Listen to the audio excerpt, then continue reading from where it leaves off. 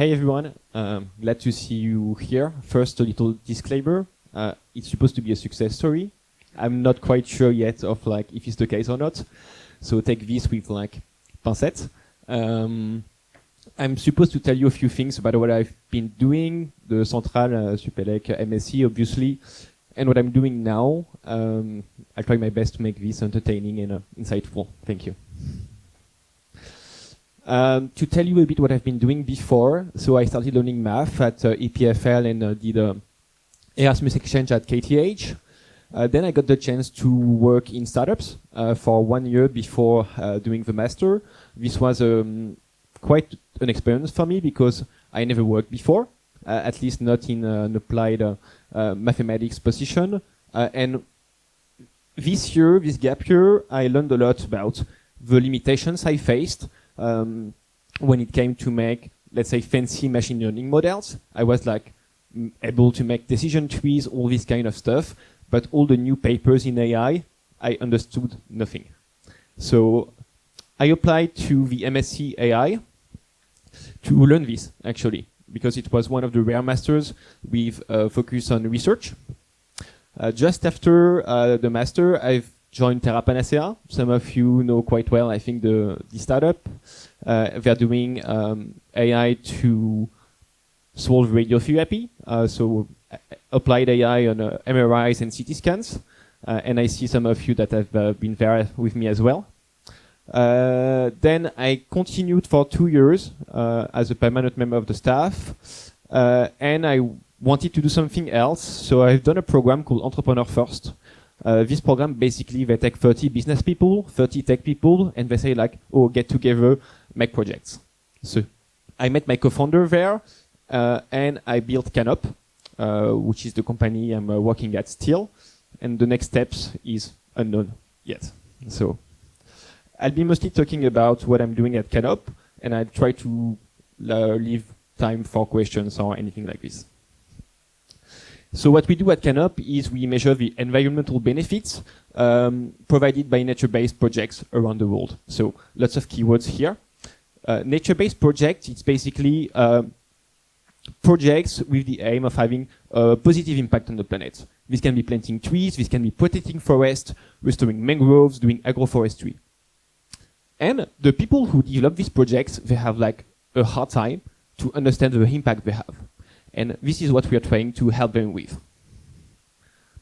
I'm going to focus on one kind of environmental benefits. There are many. There's the carbon stored by trees. There's the biodiversity. But I'm going to focus here on carbon because it's more easy to grasp. So I guess you all have heard about carbon credits somehow, but it's quite tricky to really understand how they work. So the life of a carbon credit is the following. There's the project design, which and perhaps a forward about this is that most organizations who like create these carbon credits, they are called project developers, and contrary to what we think, they're not public organizations. Mostly they're private. So basically they find a land in which they want to plant trees, conserve the forest. And they're going to operate on that land to make sure that the trees that they planted, they grow, or the forest that they protect is still protected. And once the project starts, last during between 5 to 30 years, so it takes a lot of time. And you need to have a lot of data, because in the end, the person who's going to buy the carbon credits, they need to have guarantees that they are paying for something that really worked. And all this thing in the middle between project creation and carbon credit selling, it's called MRV. It's another fancy word to say we just want to measure that the carbon credit that has been sold delivers its values. And in forest, it's super, super tricky to make this work. Basically, if you have a 10,000 hectares forest, you have to imagine someone like this woman here going to measure a lot of trees. They're not going to measure all of them. They're going to make sampling-based reporting, but it's quite inaccurate. It takes months to happen, and it's super expensive. Like 42% of like the price to make this project work, they just go to measurements, not planting trees, not taking care of biodiversity. And it doesn't scale that much, that thing. Another fancy word, scaling. So what does Kanop do? Kanop is the new standard for digital MRV. So what this means is we are building a SaaS platform, B2B, so that project developers can, in a matter of minutes, set up their projects and gain insights over time of what the project delivers. So it's scalable, it's accurate, and here you can see like a screenshot of the product where you can see the evolution of a variety of indicators that can be canopy cover, biomass, CO2 equivalent over time. Okay, so how does it work and how does it use AI, which is why we're here, supposedly. So our clients, they're the project developers, and they know where that like project is. They share this with us. Potentially, they give us like a few insights about possible measurements they've been doing underground. And our job is to gather all the satellite imagery that covers this project. We have a lot of types of optical, a lot of type of satellite imagery. There's like optical, which is what you see on Google Maps, but also radar, a special kind of satellite. And what we do with those imagery is we feed them to an AI model. And this AI model will produce all the indicators we've been discussing. That can be forest height, forest cover, biomass. And all of this data is then like given back to the customer, either through a web app or an API. I wanted to talk about two other things today, besides what I do, is the importance of building a great team, at least striving to build a great team. Today we are 11 persons at Kanop.